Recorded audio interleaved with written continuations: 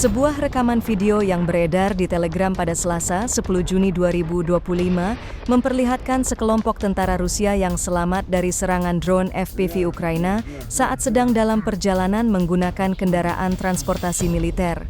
Dalam video tersebut, drone FPV tampak mendekati konvoi militer Rusia.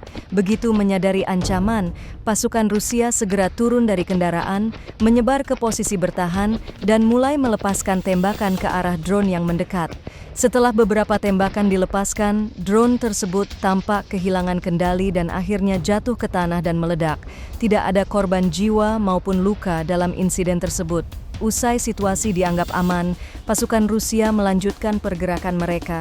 Serangan ini menambah daftar panjang penggunaan drone dalam konflik bersenjata antara Rusia dan Ukraina, yang kian mengandalkan teknologi pengintaian dan serangan presisi dalam operasi tempur harian.